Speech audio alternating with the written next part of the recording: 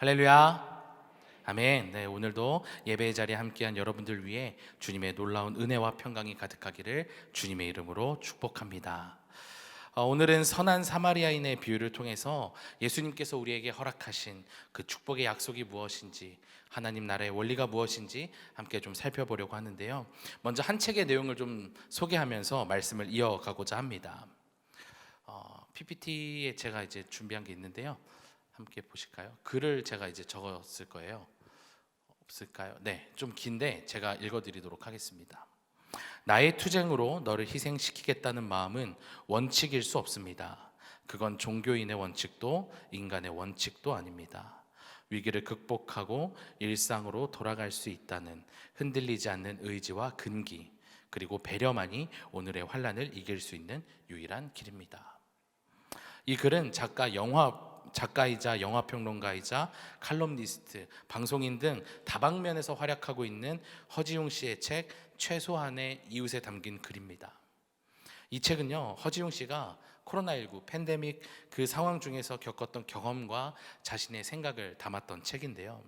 그는 팬데믹이 시작되었을 때 이 팬데믹이 나쁜 것이 아니라 오히려 이 시간을 통해서 남이 아프면 나도 아프고 내가 조심해야지 남도 안전할 수 있다는 어떤 운명공동체적 사고를 갖게 되는, 이 나라에 운명공동체적 어떤 사고가 생기지 않을까, 그런 좋은 계기가 되지 않을까 그렇게 생각했다고 합니다. 그런데 실제로 시간이 지나면 지날수록 자기가 기대했던 그 생각과 달리 사람과 사람 사이에는 벽이 점점 더 높아져 갔고 그 벽은 점점 더 두꺼워져 가는 것을 보게 되었다는 겁니다. 그래서 그 안타까운 마음과 함께 어떻게 하면 다시 이웃이라고 하는 그 단어의 뜻, 가까이 있거나 나란히 이어서 경계가 접한 그 사이, 이 이웃이라는 단어의 뜻처럼 사람들이 더불어 살아가는 모습을 회복할 수 있을까? 어떻게 하면 이것을 회복할 수 있을까라고 생각하면서 이 책을 쓰게 되었다라고 합니다. 오늘 본문에서도 이야기하고 있고 또 오늘 본문을 통해서 우리가 함께 살펴보게 되겠지만, 여러분께 먼저 여쭤보고 싶습니다. 여러분의 이웃은 혹시 누구입니까? 또 여러분은 이웃을 향해서 어떤 생각과 어떤 마음을 가지고 계신가요?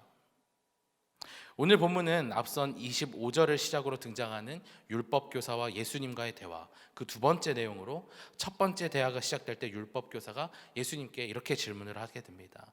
내가 무엇을 해야 영생을 얻겠습니까? 자, 그런데 이 질문은요, 정말 궁금해서 예수님께 했던 것이 아니라 예수님을 시험하기 위해서, 예수님을 어떻게 하면 골치 아프게, 어떻게 하면 예수님을 곤란하게 만들어 볼까 하는 그런 의도로 던진 질문이었습니다. 우리는 그것을 이어지는 29절 말씀, 자기를 옳게 보이려고 라고 하는 그 누가의 설명에서 우리는 그것을 엿보게 됩니다. 이렇게 율법교사의 두 번째 질문으로 오늘의 말씀이 시작이 또 되는데요, 그 질문은 이렇습니다. 그러면 내 이웃이 누구니까? 앞서 제가 여러분의 이웃은 누구인지 여쭤보았습니다. 그는 예수님께 제 이웃은 누굽니까? 라고 묻게 되는데, 여기에 대해서 우리는 이렇게 생각할 수도 있습니다. 자기의 이웃이 누군지도 몰라? 이 율법교사는 왜 이웃을 모르지? 라고 생각할 수도 있겠지만, 이 질문은요, 당시 유대인이라면 당연히 할 수밖에 없었던 질문이었다고 합니다. 왜냐하면 그들은 이웃사랑을요, 언약 백성인 자신들에게만 적용했기 때문이었습니다. 유대인 외에는 그 누구도 생각하지 않았던 그런 그들에게 또 다른 이웃의 존재는 궁금증을 자아내기에 충분했다는 겁니다. 하지만 앞서 이야기했던 것처럼 그의 질문은요, 단순한 궁금증이 담긴 질문이 아니었습니다. 그는 그 질문을 통해서 자기를 돋보이고 싶었고 예수님을 곤란하게 만들고 싶었고, 또 당시 자신이 이웃이라고 생각했던 그 사람들과 관련해서는 내가 나 스스로 보아도 나는 이웃사랑을 잘 지키고 있어 라고 생각했기 때문입니다. 쉽게 말해서 나 잘났다라는 겁니다. 어째서 율법교사는 이렇게 자신만만하게 예수님께 질문을 할 수 있었을까요? 이는 당시 유대인들의 율법에 대한 잘못된 해석 때문이었습니다. 마태복음 5장 43절을 보면요, 이런 말씀이 있습니다. 내 이웃을 사랑하고 내 원수를 미워하라. 이것은요, 레위기 19장 18절에 대한 당시 랍비들의 전통적 해석이었습니다. 그래서 레위기 19장 18절 말씀을 좀 보려고 하는데요, 함께 읽어보겠습니다. 시작. 원수를 갚지 말며 동포를 원망하지 말며 내 이웃 사랑하기를 내 자신과 같이 사랑하라. 나는 여호와이니라. 자, 이 말씀을 한번 잘 보세요. 원수를 갚지 말고 동포를 원망하지 말고 이웃을 사랑하라라고 되어 있습니다. 원수를 미워하라라는 말은 없어요. 그런데 당시 랍비들은요, 이웃과 원수를 아예 서로 다른 것으로 놓고 이해하면서 앞서 이야기했던 마태복음 5장 43절 말씀, 이웃을 사랑하고 원수는 미워해도 좋다라는 잘못된 해석의 결과를 낳고 말았다는 겁니다. 그리고 이런 해석은요, 율법이 가진 힘을 무력화시켜 버렸습니다. 왜냐하면 원수를 미워해도 된다라는 이 율법의 해석은요, 반대로 사랑하고 싶지 않은 사람은 누구든지 원수로 간주하면 된다라고 하는, 그래? 내가 사랑할 수 없다면 원수로 여기겠어 라는 어떤 율법의 빈틈을 제공하고 말았습니다. 그리고 이런 빈틈은요, 실제로 사랑하고 싶지 않은 사람에 대해서는 어떤 법적인, 도덕적인 의무감을 느끼지 못하게 만들었다라는 거죠. 그런 의미 속에서 이 율법교사는 묻게 되는 겁니다. 누가 제 이웃입니까? 누가 제 이웃입니까? 라고 하는 이 율법교사의 질문은요, 내 이웃이 누군지 보고 결정하겠다는 거예요. 이 이웃이 누군지 보고 내가 이 사람을 사랑해도 될지 말지 그것을 결정하겠다는 어떤 조건부적인 사랑에 불과했다는 겁니다. 이 사람이 나에게 다가와도 나랑 같이 관계를 맺어도 내 격이 떨어지진 않겠는지 이것을 점검해 보겠다는 겁니다. 올 여름에 개봉했던 영화 콘크리트 유토피아를 보셨는지 모르겠습니다. 저는 이 영화를 통해서 이런 우리의 모습을 좀 돌아보게 되는데요. 이 영화의 배경은 이렇습니다. 서울 한복판에 대지진이 일어났고 서울의 모든 아파트와 집들이 다 쑥대밭이 돼버립니다. 그리고 유일하게 무너지지 않은 한 아파트가 있는데 바로 황궁 아파트입니다. 이 황궁 아파트만이 무너지지 않아서 수많은 사람들이 그곳으로 대피하려고 모여들게 됩니다. 자, 그런데 황궁 아파트에는 기존의 입주자들이 있겠죠. 이 입주민들은요, 자신들의 아파트로 끊임없이 몰려들어서 도움을 요청하는 외부인들을 돌아보지 않고 가차없이 내쫓게 됩니다. 자신들의 상황도 여의치 않다라는 이유로 그들을 내쫓고 힘을 합쳐서 밀어내고 몰아내게 됩니다. 또 그들 사이에서는요, 그 황궁 아파트를 자가로 샀느냐, 전세로 살고 있느냐, 월세로 살고 있느냐에 따라서 그 안에서의 위계가 정해지기 시작합니다. 말도 안 되는 장면이 그 영화에 등장하면서 이 아파트를 욕망의 상징이자 삶의 목표로 삼고 있는 지금의 현실을 꼬집고 있는 것이 이 영화의 한 내용입니다. 이런 설정이 좀 극단적이라고 생각하실지도 모르겠습니다. 그런데 우리는 이런 모습을요, 어렵지 않게 볼 수 있다는 거예요. 요즘 아이들 사이에서 벌써 몇 년 전부터 이야기가 나오고 있지만 엘사, 휴거, 빌거라는 단어들이 아이들 사이에서 어렵지 않게 쓰이고 있습니다. 엘사가 뭔지 아세요? 겨울왕국이 아니에요. LH 임대아파트에 사는 사람이란 뜻이에요. 너는 엘사 1, 엘사 2라고 해서 학교에서 아이들이 그렇게 서로를 향해서 이야기한다는 거예요. 휴거는요, 휴먼시아에 사는 거지라는 뜻이에요. 빌거는 빌라에 사는 거지. 이 아이들이 이런 단어를 사용하면서 서로를 배제하고 서로를 구분짓고 있는 겁니다. 그 일들이 벌어지고 있어요. 근데 이게 다 애들 잘못일까요? 그렇지 않아요. 더 먼저 세상을 살아왔던 부모님들의 영향일 겁니다. 그런데 그토록 서로를 배제하고 나누는 이 아파트의 핵심 재료인 콘크리트의 어원을 보면 참 재미있어요. 이 콘크리트의 어원인 라틴어는 이제 콘크레투스인데요. 그 뜻은요, 더불어 살아가게 한다라는 뜻입니다. 굉장히 아이러니하죠. 분명히 더불어 살게 한다라는 좋은 의미의 콘크리트로 만든 이 아파트 안에 살면서 사람들이요, 너는 이래서 저래서 너는 내 이웃이 될 수 없어, 너는 메이커 아파트에 안 살잖아, 이런 일들이 너무나도 쉽게 발생하고 있는 겁니다.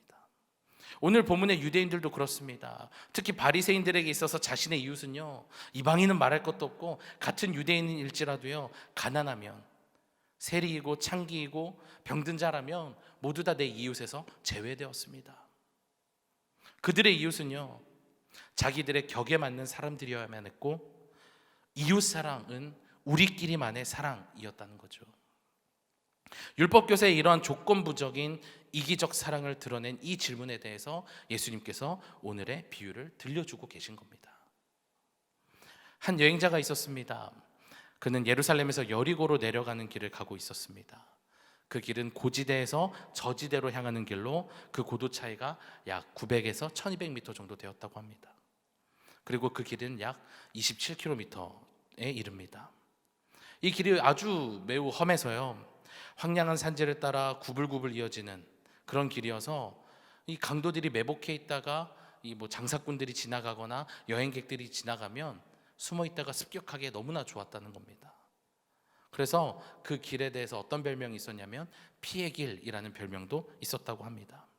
그래서 당시 사람들은 이 길을 다닐 때 꼭 혼자가 아니라 여러 사람들이 함께 대동해서 이동을 했는데, 어째서인지 오늘 비유에 등장하는 여행객은 혼자 그 길을 가다가 변을 당하게 됩니다.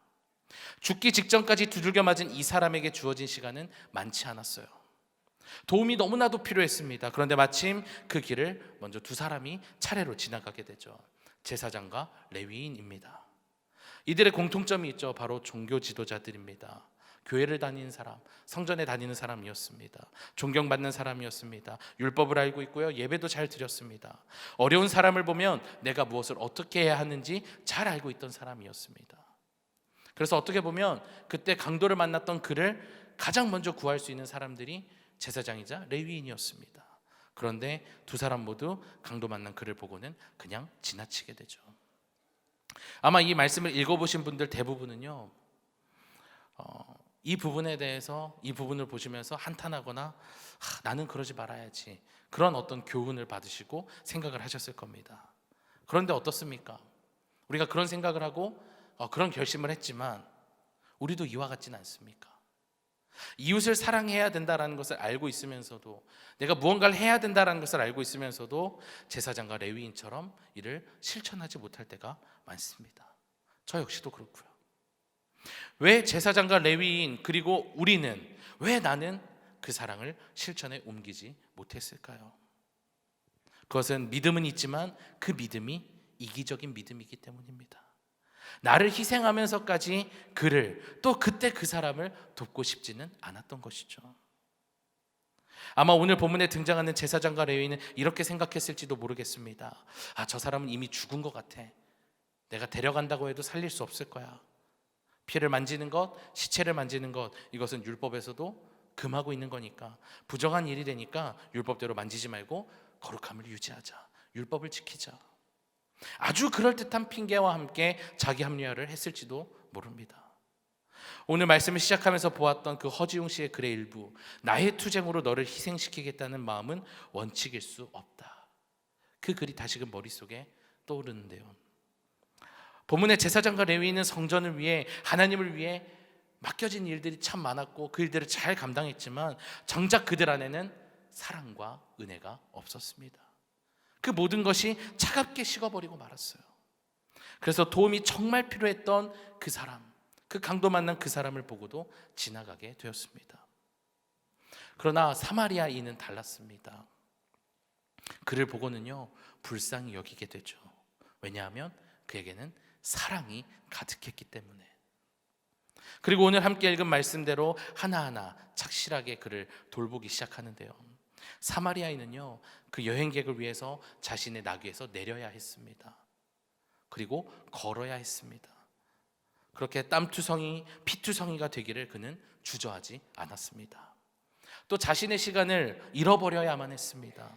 심지어 여관 주인에게까지 돈까지 더 주면서 자신의 것을 내어주기까지 했습니다. 이렇게 예수님께서 사마리아인의 선행을 말씀하시면서 말씀을 마치시게 됩니다. 자, 그런데 예수님께서는요, 앞서 율법교사의 질문이었던 누가 나의 이웃입니까? 라는 그 질문에 대답해 주시지 않고 말씀을 마무리하시면서 오히려 질문을 던지시게 되죠. 누가 강도 만난 자의 이웃이 되겠느냐?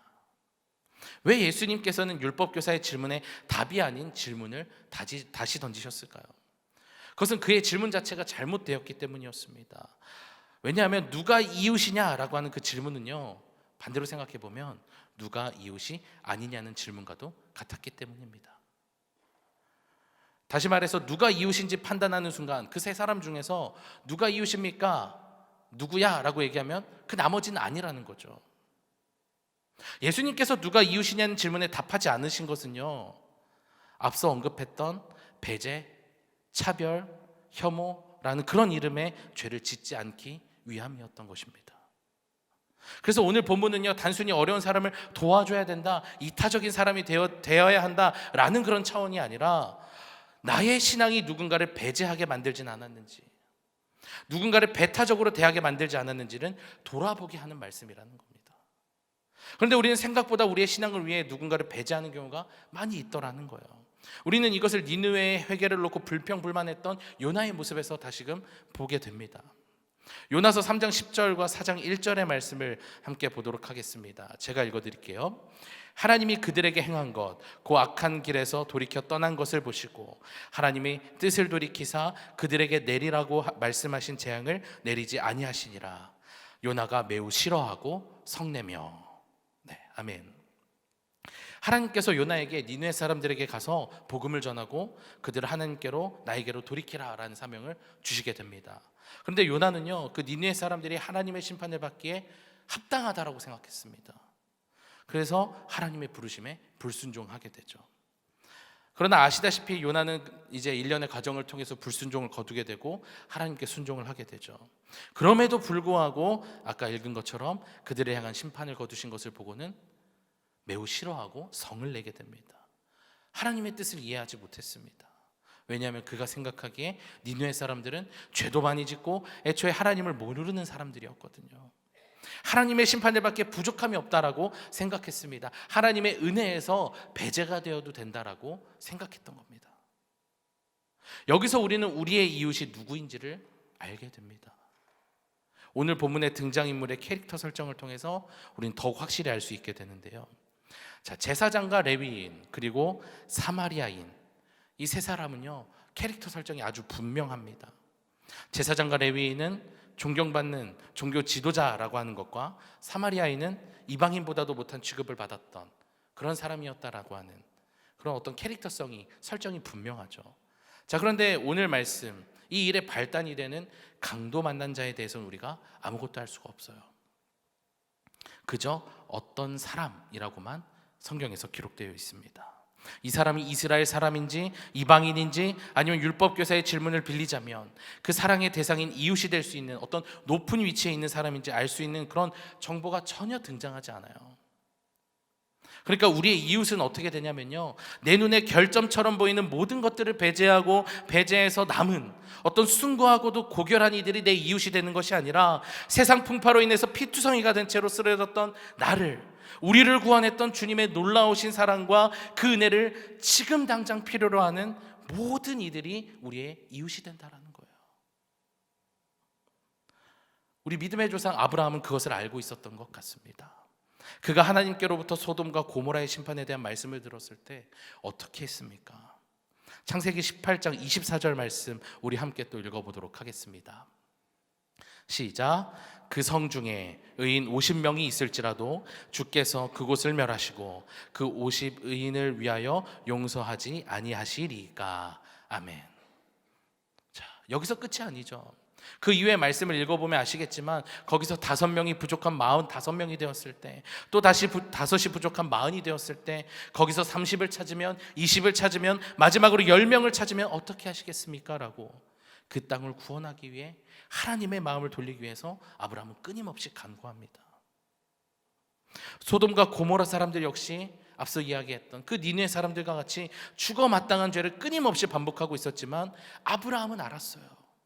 그들 역시도 하나님의 구원을 받기에 충분한 존재라는 사실을, 그 사실을 알고 있었던 겁니다. 누가 구원받고 받지 못하느냐를 따지고 배제하는 것이 아니라 그 사람들까지도 마음에 품고 아브라함은 끊임없이 기도를 했던 것입니다.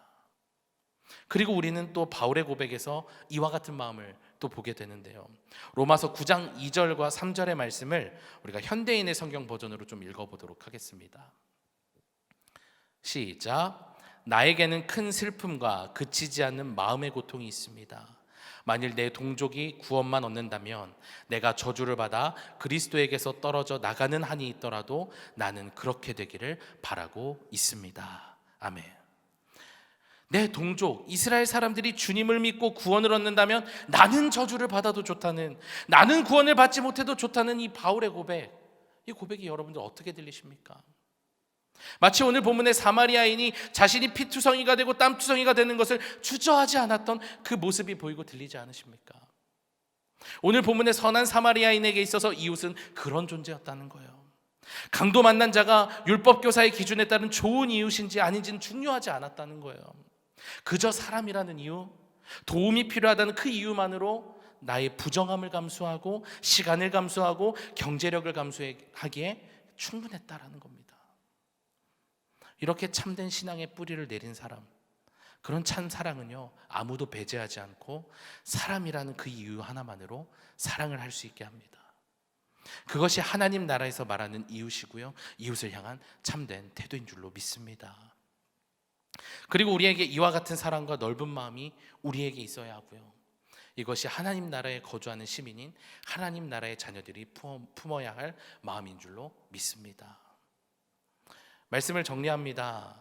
주님께서 우리에게 베풀어 주시고 또 가르쳐 주신 하나님 나라의 사랑은요, 그 누구도 그 무엇도 배제하지 않고 품어내는 것이 하나님 나라입니다.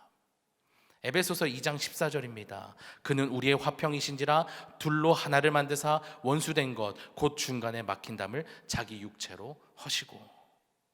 예수님께서 십자가의 구속으로 모든 막힌 담을 무너뜨려서 이 세상에 하나님 나라의 모델로서 세운 공동체가 무엇입니까? 교회예요, 교회. 오늘 우리가 모인 이곳입니다. 우리는 그렇게 하나가 되었고 우리는 이웃이 되었습니다. 그 공동체에 속한 우리, 그 교회에 머무는 우리가 마치 앞서 이야기했던 아파트 재료의 콘크리트의 그 아이러니함을 반복해서는 안 된다는 것이죠. 그래서 오늘 스스로에게 한번 물어보았으면 좋겠습니다. 그동안 누가 나의 이웃이기를 바라고 기대했던, 누가 나의 이웃입니까?